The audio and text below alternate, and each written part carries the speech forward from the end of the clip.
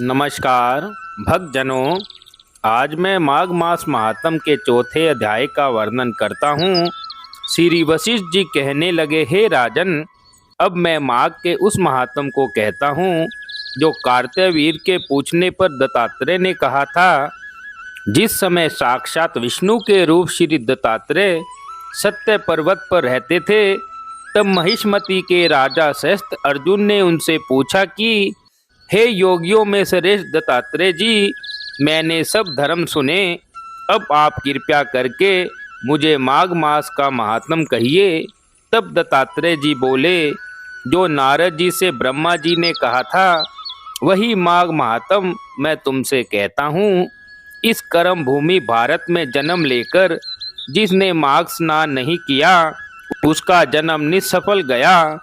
भगवान की प्रसन्नता, पापों के नाश और स्वर्ग की प्राप्ति के लिए माघ स्नान अवश्य करना चाहिए। यदि यह पुष्ट व शुद्ध शरीर माघ स्नान के बिना ही रह जाए तो इसकी रक्षा करने से क्या लाभ।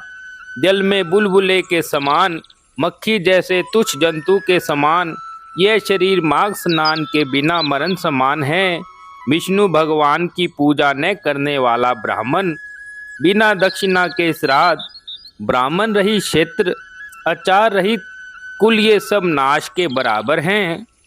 गर्व से धर्म का, क्रोध से तप का, गुरुजनों की सेवा न करने से स्त्री तथा ब्रह्मचारी, बिना जल अग्नि से हवन और बिना साक्षी के मुक्ति का नाश हो जाता है। जीविका के लिए कहने वाली कथा, अपने ही लिए बनाए हुए भोजन की क्रिया, शूद्र से भिक्षा लेकर किया हुआ यज्ञ तथा कंजूस का धन, यह सब नाश के कारण हैं।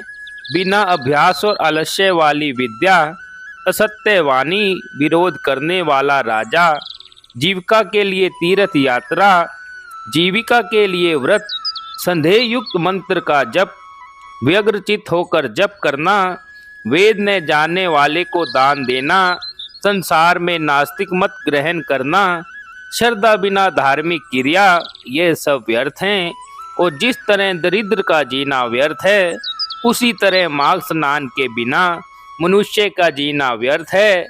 ब्रह्मघाती, सोना चुराने वाला, मदिरा पीने वाला, गुरु पत्नी गामी और इन चारों की संगति करने वाला माघ स्नान से पवित्र होता है। जल कहता है कि सूर्योदय से पहले मुझसे स्नान जो करता है, मैं उसके बड़े बड़े पापों को नष्ट कर देता हूँ। महापातक भी स्नान करने से भस्म हो जाते हैं। माघ मास के स्नान का जब समय आ जाता है तो सब पाप अपने नाश के भय से कांप जाते हैं।